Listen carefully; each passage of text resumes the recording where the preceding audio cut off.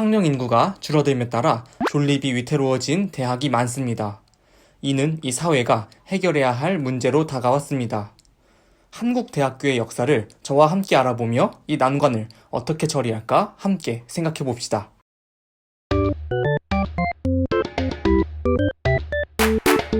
조선에 처음으로 세워진 근대 대학은 경성제국대학으로 1924년에 설립되었습니다. 훗날 이 대학은 서울대학교가 됩니다. 1924년이 되기 한참 전 1894년 갑오개혁 때에도 대학을 설립하라는 요구나 대학 설립 계획은 있었습니다. 그러나 일제의 침략으로 대학 설립을 현실화하지 못했지요. 1920년대에도 조선 사람들은 대학을 설립하려는 움직임을 보였으나 일제는 그 움직임을 막기 위해 경성제국대학을 만듭니다. 일제의 식민지배 정당화, 식민지 체제 유지에 필요한 한국인 인재 양성이라는 효과도 얻을 생각이었고요.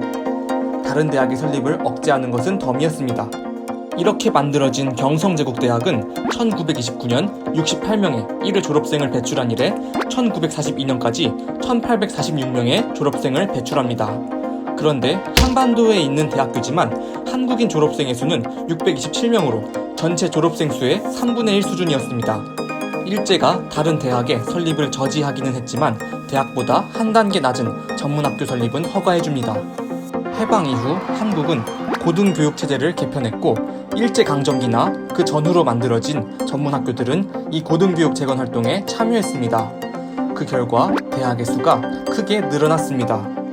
1945년 8.15 해방 이후 1950년 6.25 전쟁 전까지 우리나라 고등교육기관 수는 모두 42군데인데 종합대학교가 4개, 단과대학이 30개, 대학 학력을 인정받는 각종 학교가 8개였다고 합니다. 그리고 이들 고등교육기관에 재직하는 교원 수는 총 2,052명이었으며 재적 학생 수는 모두 29,218명이었다고 합니다. 이는 광복 후 5년 미만의 기간 동안 고등교육기관 수는 2배 이상으로 학생 수는 거의 4배로 늘어난 것입니다. 이렇게 고등교육기관의 수가 늘어난 것은 신중하고 계획적인 것과 거리가 있습니다. 막연하고 당장 급해서 만들어진 것이었지요. 양적으로는 확실히 성장하긴 했지만 질적인 성장이 있었을까는 의문입니다. 해방 이후 이 나라 좀 살만해지나 싶었는데 이런 전쟁이 납니다. 전쟁이 났으니 나라 상태가 엉망이 됐겠죠. 고등교육도 덩달아 엉망이 될 법한데 그렇지 않았습니다. 1951년 5월 4일에는 대학교육에 관한 전시특별조치령이라는 것이 공포됩니다. 이 조치령에 따라 전시연합대학이 만들어집니다. 전시연합대학은 다음 해인 1952년 5월 말에 해산됩니다. 운영 시기가 1년밖에 안 되지만 지방국립대학을 출범시키는 바탕이 됩니다. 1952년에서 1953년에 경북대, 전남대, 전북대, 부산대, 충남대, 충북대가 설립되는 식으로 말입니다. 꼭 국립대가 아니더라도 이 즈음에 16개 교의 사립대학이 신설되거나 승격 인가되기도 했습니다. 전쟁에도 불구하고 고등교육은 사그라들지 않았습니다. 광복 이후 전쟁까지 대학의 수는 크게 늘어났습니다. 이건 좀 과하다 싶었는지 1955년 정부는 대학 설치 기준령이라는 것을 공포합니다. 대학을 막 만들지 말고 또 대학의 질을 높여보자는 취지로 만들어진 것입니다. 이후 정부는 대학의 양적 팽창을 경계하는 정책을 펼칩니다. 시간이 꽤 흘러 1995년 김영삼 정권에서는 5.31 교육개혁을 실행하고 1996년 대학 설치 기준령은 폐지됩니다. 대학 설립 준칙주의라는 것이 그 빈자리를 차지하게 됩니다. 이전까지는 대학 설립 계획부터 최종 설립까지 단기별로 조건을 만족하여 교육부의 인가를 받아 대학을 설립할 수 있었다면 이때부터는 교지, 교사, 교원, 기본 재산의 요건만 갖추면 대학 설립을 바로 인가받을 수 있게 됩니다. 1997년부터는 일정 교육 요건만 갖추면 증원 규모도 대학 자율로 결정할 수 있도록 허용하기도 했습니다. 대학 설립 준칙주의를 시행한 후부터 신설대학이 많이 생깁니다. 이 이후로 2011년까지 63개의 대학이 설립됐습니다. 대학에 자율과 경쟁을 도입하려는 의미에서 대학 설립 준칙주의가 시행되었습니다. 이렇게 하면 전체적인 교육의 질이 오르리라 생각했던 것 같습니다. 그런데 대학 설립 준칙주의가 시작되기도 전부터 이것이 좋은 정책이 아니라는 견해는 있었습니다. 부실대학이 마구 세워지리라는 예상도 있었고 2003년부터는 대학 입학 정원이 대학교 지원자보다 더 많아지리라는 예측도 있었습니다.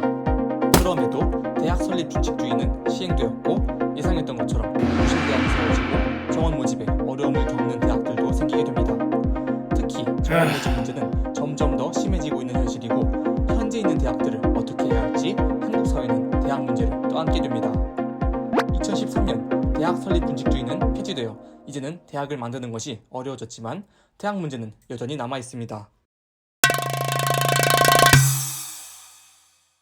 안 그래도 20년 전에 출산율이 떨어진 것의 파동이 지금 대학들의 존립을 위태롭게 만들었는데 현재 20년 전의 출산율보다 훨씬 더 낮은 출산율이 가져올 파장은 대학들의 미래를 어떻게 바꿀지 우려됩니다.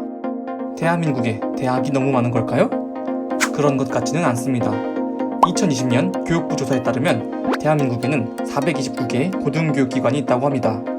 또 대학교는 없는 대학원은 45개라고 합니다. 대학교는 384개가 있는 셈이지요. 그런데 미국에는 약 5,300개의 대학교가 있고 중국에는 2,500개 이상의 대학교가 있으니 한국은 대학교가 많다기보다는 얼마 없어 보입니다. 다만 2019년 기준으로 대한민국의 25세에서 34세 인구 중 70%에 다다르는 수가 대학을 나왔는데 같은 나이에 OECD 국가 평균 대학 진학률은 30% 조금 안 됩니다. 한때는 대한민국의 대학 진학률이 80%를 넘었던 때도 있었지요. 대학의 수는 다른 국가에 비해 적을지 몰라도 대학 진학을 엄청 많이 하기는 합니다. 대학의 수가 많은 것보다는 대학 정원이 너무 많은 것이 문제입니다. 지방에는 이미 대학 정원을 다 채우지 못하는 대학들이 나오고 있고 수도권도 위태위태합니다. 대학들 중 비리 많고 나쁜 대학은 퇴출시켜서 문제를 해결하는 것도 중요하겠지만 수도권, 지방 안 가리고 정원을 줄이는 것도 중요해 보입니다. 20년 뒤 대학교에 갈 인구가 반토막 날 것은 거의 정해진 미래입니다. 이민을 엄청 많이 받지 않는 한 대학교에 갈 인구는 반토막 날 것입니다. 지금 출산율을 보면 그렇게 될 것이기 때문입니다. 그렇기에 대학교 입학 정원을 줄이는 것을 피할 수 없을 것입니다. 한국의 대학사를 살펴보았습니다. 일제강점기 이후 고등교육의 수요에 비해 공급이 심각하게 적었던 것은 사실이었습니다. 그러나 정부는 고등교육의 양적인 성장에 크게 신경을 썼어도 질적 성장에는 그만큼 큰 주의를 기울이지 않았습니다. 대학 입학 정원이 대학교 지원자 수를 넘어설 것이라는 전망이 있었음에도 불구하고 질적 성장은 외면한 채 양적 성장을 추구한 것도 사실이고요. 요즘에는 정원을 다 채우지 못하는 대학들이 속출하고 있고 특별한 일이 없는 한 이 현상은 더 심해질 예정입니다. 이 문제가 잘 해결되기를 바랍니다. 다음에도 좋은 영상으로 찾아오겠습니다. 다음에 만나요. 안녕. 앞에서 전시연합대학이 잠시 언급되었지요. 전시연합대학은 전쟁 중에도 고등교육에 대한 열정을 보여주었다고 할 수도 있을 것입니다.